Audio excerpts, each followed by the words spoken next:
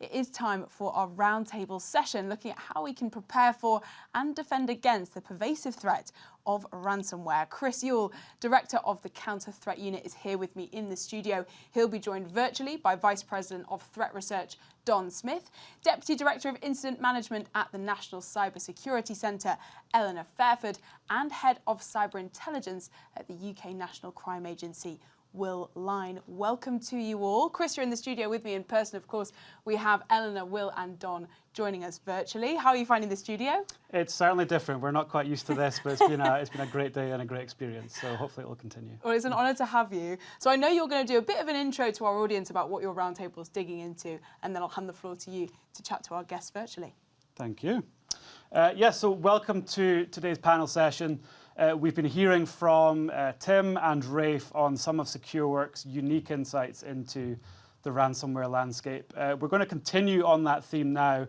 What we thought we would do is it was a good opportunity in the agenda to have more of a discussion about ransomware. Ransomware continues to be the #1 threat facing our customer base today, both in terms of the impact that it has on them and the prevalence that we see. So definitely worthwhile continuing that theme. We've assembled hopefully a range of experts, very UK-centric. We had the US government earlier. But Don, Will and Eleanor, hopefully you are with me now. There we go. Hello. Hi.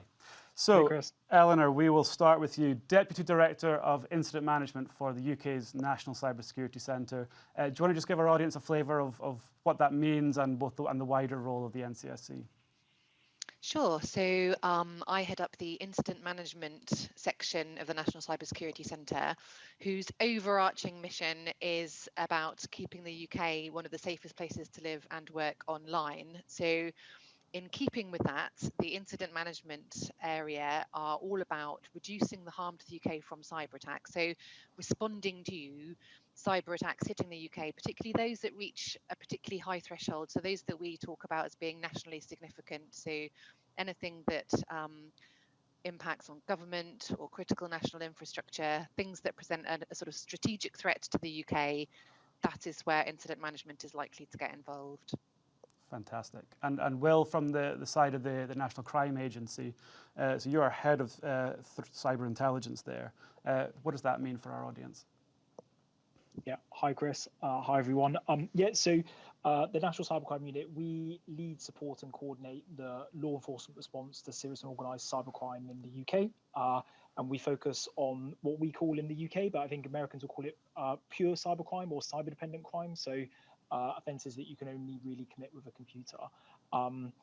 Work really closely with the Team Cyber UK partners, so across government and across central government and law enforcement partners in the UK. Alongside working really closely with Eleanor and the team on incidents, we obviously have a law enforcement investigative function and also an intelligence function that does, amongst other things, assessment of the cybercrime threat, and again do that in close collaboration with the NCSC assessments team as well. Fantastic, thank you. Don's obviously my boss, so I have to be careful what I say here, but do you want to give a flavour of SecureWorks and for our customers, like the role that we typically play, and particularly in ransomware engagements for incident response? Yeah, obviously, as you highlighted, a ransomware incident can be the worst possible day in the office for an organisation. So as a result, it's a real priority for us. My job inside SecureWorks is to make sure that we have the best understanding of the threat available to the rest of the organisation to help defend our customers and to help our incident responders respond to incidents. And of course, there's a virtuous circle there where if we respond to an incident, a ransomware incident, and we can see the footprints of the threat actors, the breadcrumbs of the precursors, then we can stop it and we can defend our customers from it. And so that helps us protect customers and so on and so forth. But incident response and looking at the incidents, as you've seen from Rafe and Tim's presentation, is absolutely critical because we're not defending against ransomware, we're defending against ransomware precursors. And that's, as you well know, as part of my team, a priority for us. Absolutely. So let's think about the ransomware landscape in a broader sense. I mean, I remember earlier this year, we were talking a little bit about feeling that ransomware numbers might be dropping slightly, counterintuitively, although we still keep talking about it a lot.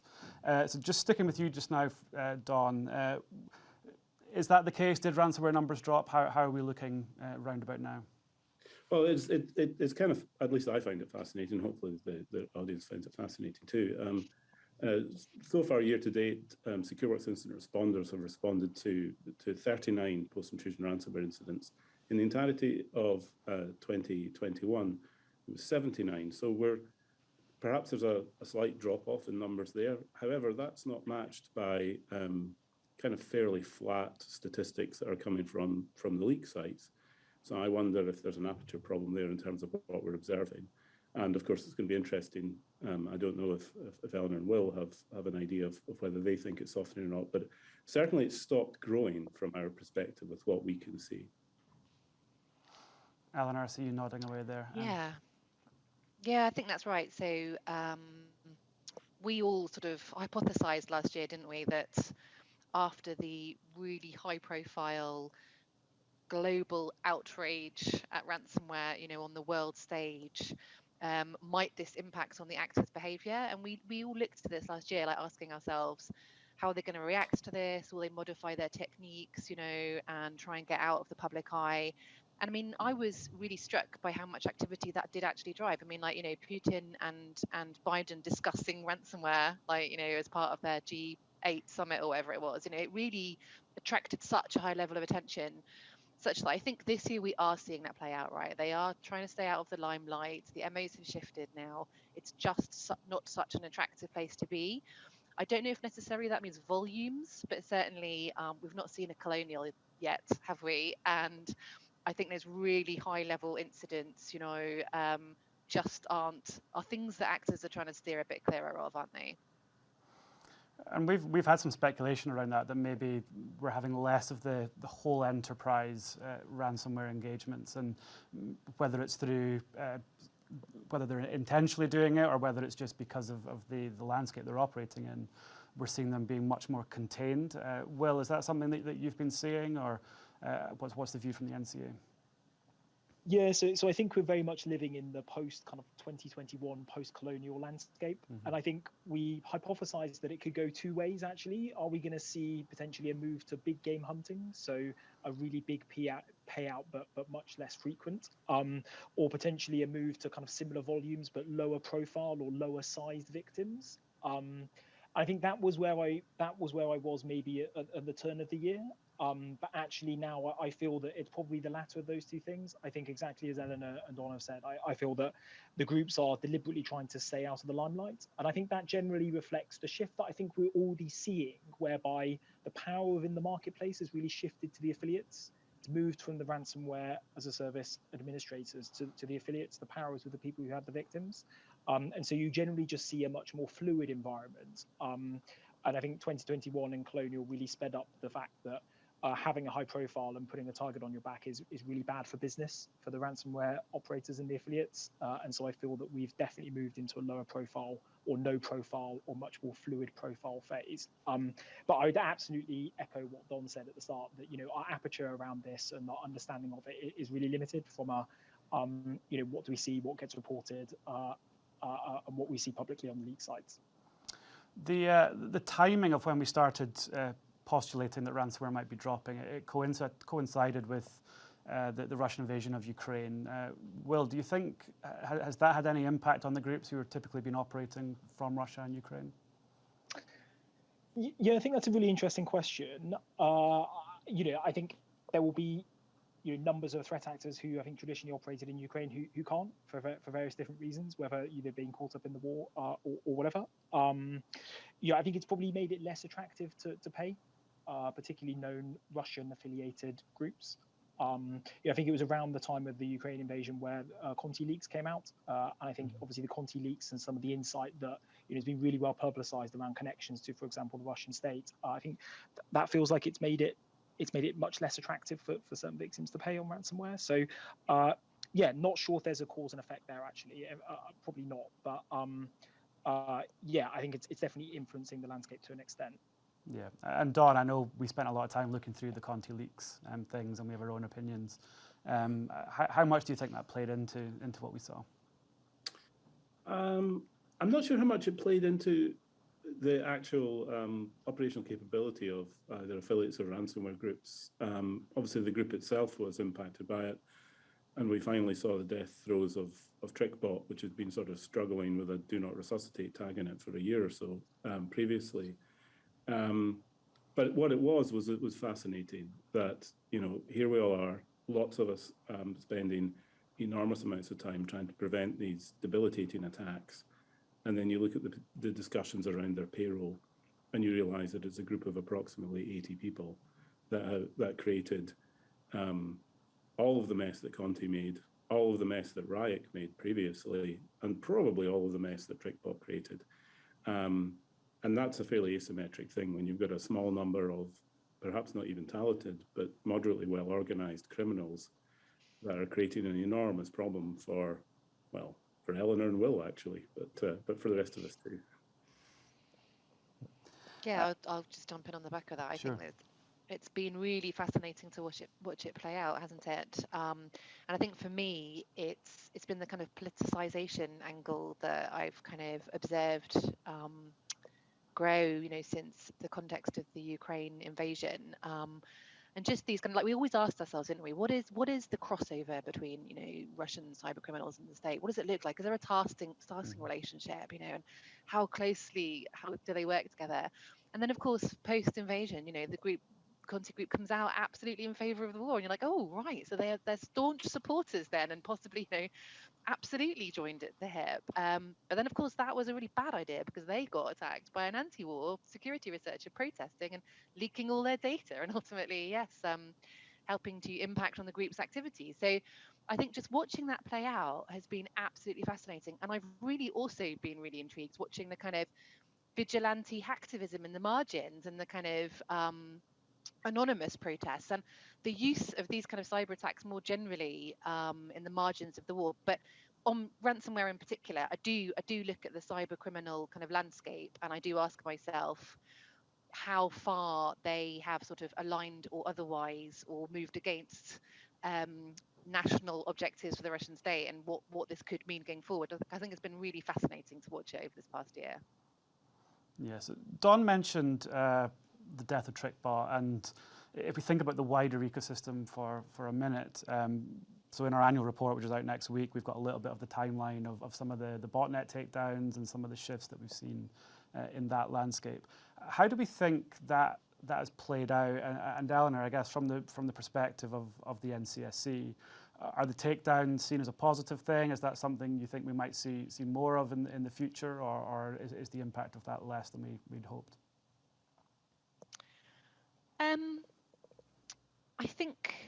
I think we are seeing some impacts, and I think this is, any effort should be applauded. But I think as long as, my personal take on this is that you need to sort of go upstream and capture, as long as where there's a will, there's a way. And yes, it's great that we're sort of encouraging or managing to carry out various of these initiatives, but ultimately, we need to be getting upstream to the criminals themselves and preventing the kind of the incentives from being in place whatsoever. So we're seeing some advantages from the activity, but overall the numbers are sort of stable, I think, from our side. And Will, from the perspective of the NCA, is the takedowns, have they been useful? Yeah, so it's really interesting when you look at the online cybercriminal marketplace or the ecosystem and how it's really given rise to ransomware as a service, which for me is the thing that's made ransomware such an acute issue. It's gone from a very niche cybercrime problem to a really acute national security threat in a relatively short period of time. And the marketplace has really lowered the barrier of entry into cybercrime for swathes of people, and it's really proliferated high-end tools and capabilities in a way that the marketplace didn't used to. And then combined with the ability for virtual currencies to cash out kind of like ill-gotten gains has kind of created this environment where ransomware as a service in particular has got so bad. So taking action against the marketplace is good, but I think, and we're very cognizant of this within the community, that you can have a good impact and you can have a good effect, but you really need to carefully and strategically think through what you do, because as you meddle in the marketplace, and you do takedowns, you can quite easily make the problem worse as opposed to make it better.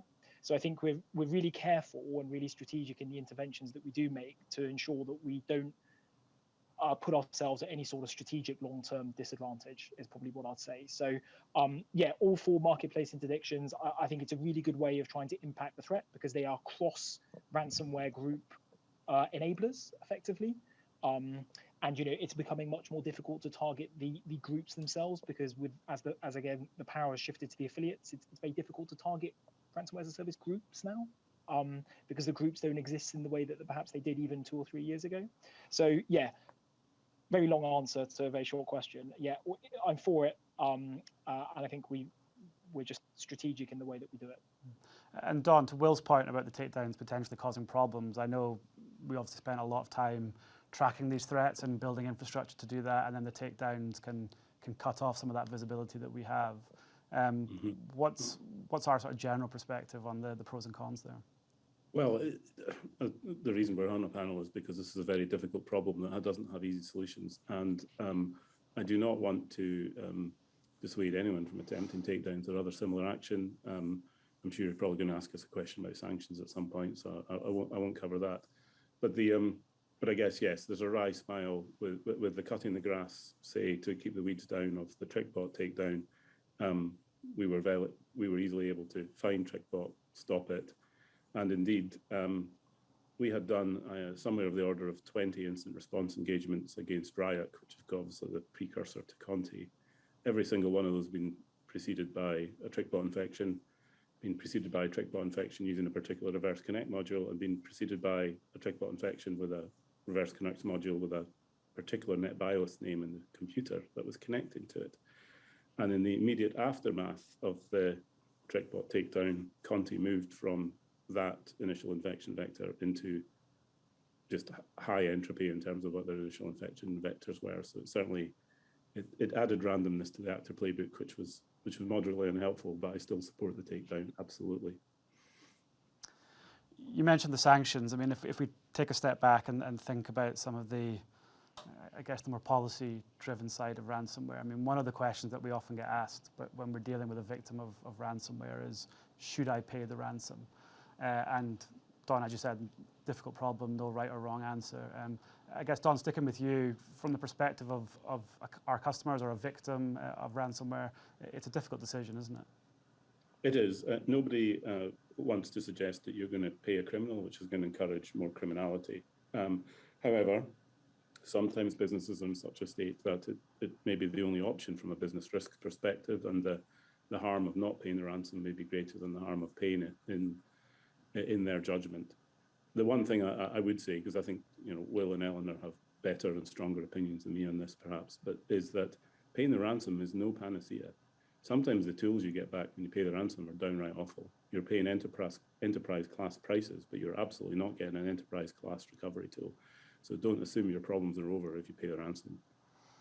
And Eleanor, I know we met up earlier this week and we had a really interesting chat about some of the discussions around the legality or the morality of paying the ransom. Can you give a flavour of the discussions that are happening, and I guess what's the NCSC's preferred direction in terms of whether we should be paying ransoms or not?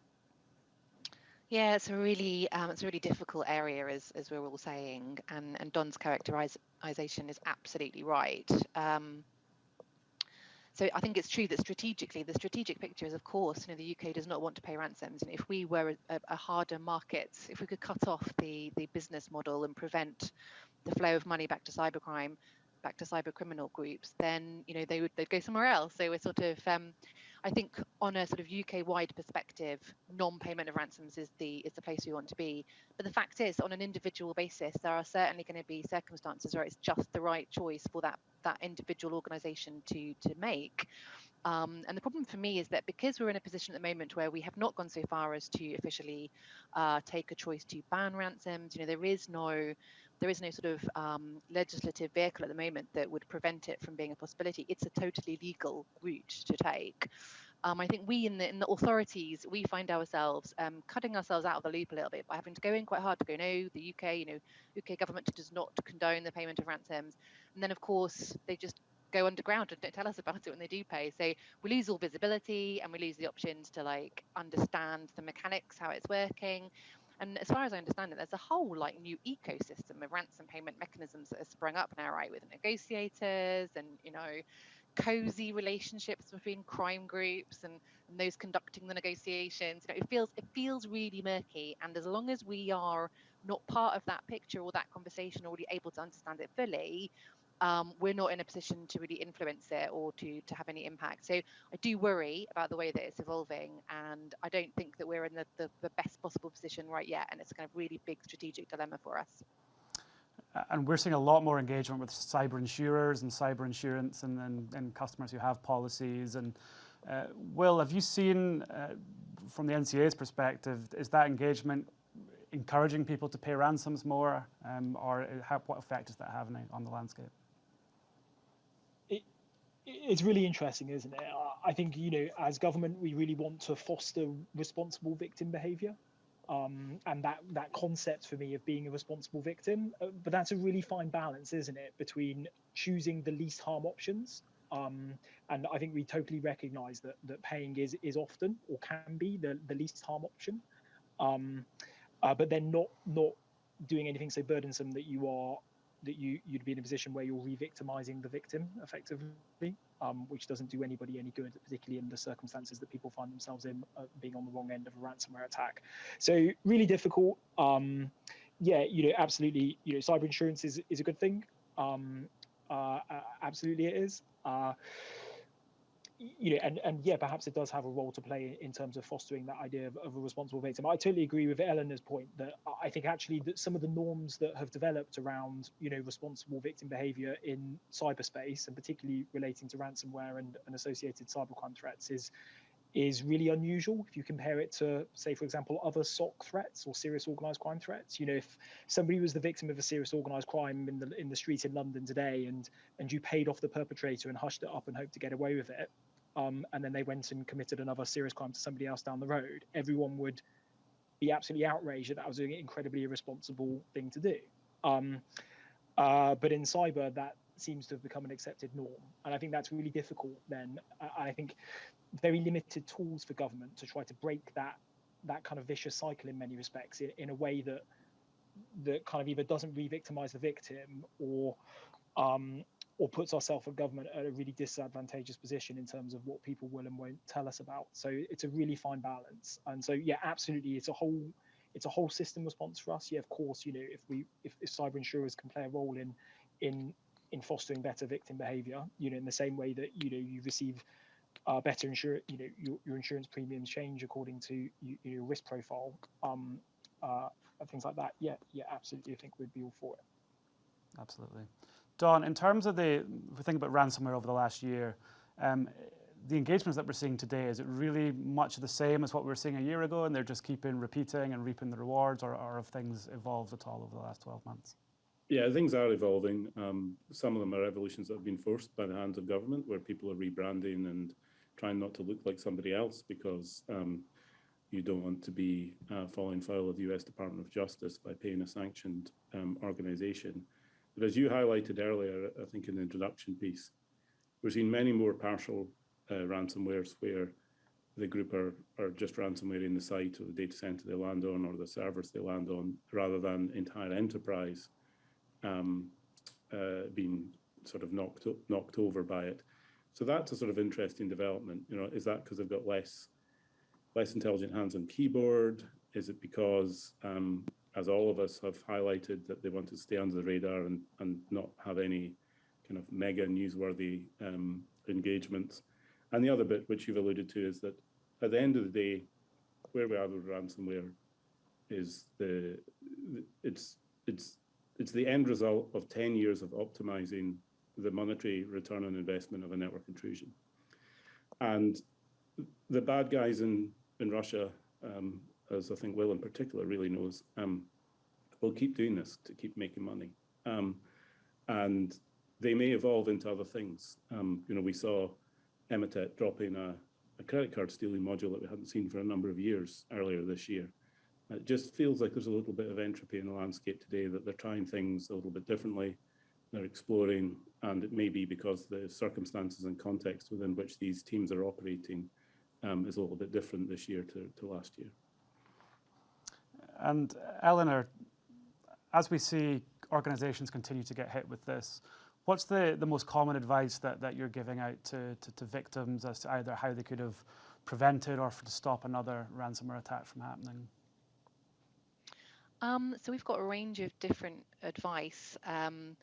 A lot of our stuff is about like preventing it from happening in the first place, obviously with your offline backups, and then obviously without internet connected infrastructure that leaves you vulnerable.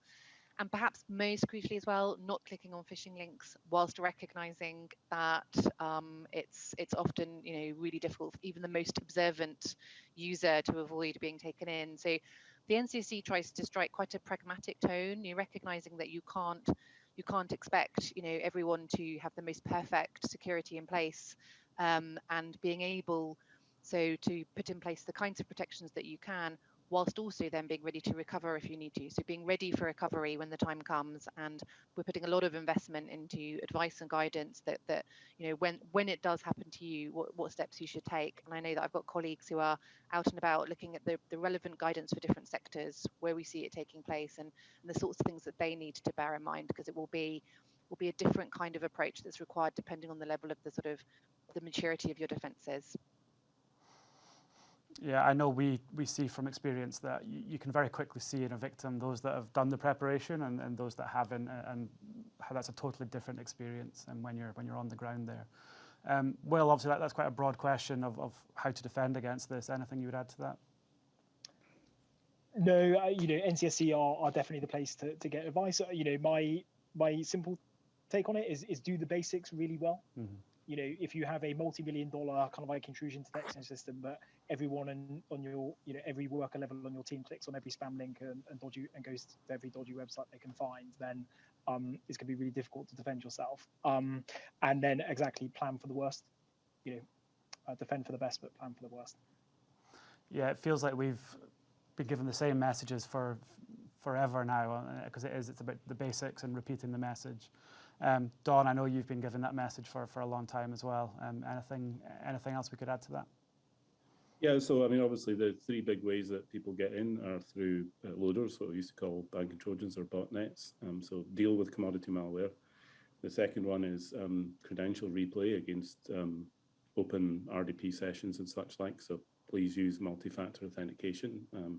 I know these sound like the obvious basics, but please do them.